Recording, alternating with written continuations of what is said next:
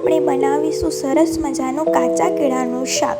કાચા કેળાનું શાક બનાવવા માટે 3 મીડિયમ સાઇઝના કેળાને કુકરમાં બાફી લેવાના છે. હવે એને કુકરમાંથી કાઢીને એને ઝીણા ઝીણા કટ કરી લેવાના છે. હવે આપણે એક પેનમાં 2 ચમચી તેલ નાખીશું.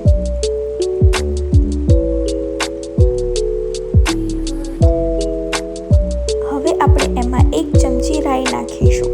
રાઈ થઈ જાય એટલે એમાં આપણે લીમડાના પત્તા નાખીશું. પછી એમાં ચપટી હિંગ નાખીશું.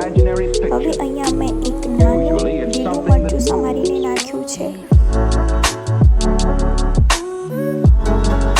મીડિયમ સાઇઝનું ટામેટું અહીંયા સમારીને મેં નાખ્યું છે.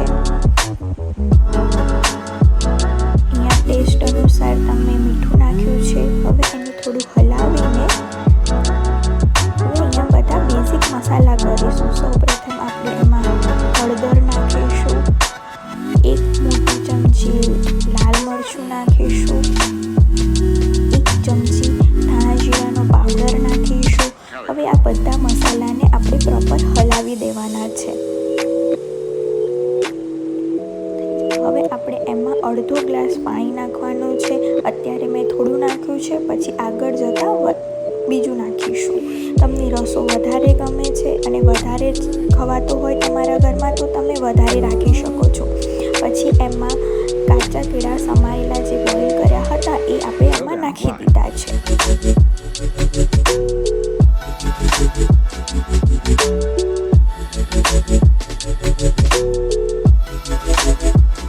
હવે અત્યારે હું પાછું બીજું થોડું પાણી નાખું છું.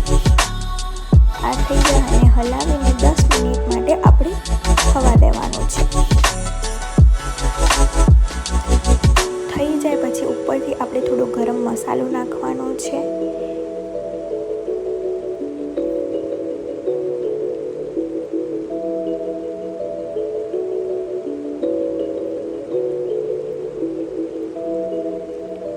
હવે આપણે એને ગાર્નિશિંગ કરીશું કોથમીરથી.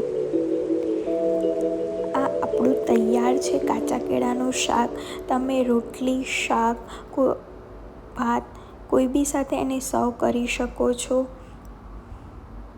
અત્યારે મેં એને રોટલી અને રસ સાથે સર્વ કર્યું છે. વિડીયો ગમ્યો હોય તો please like, share, subscribe. Thank you.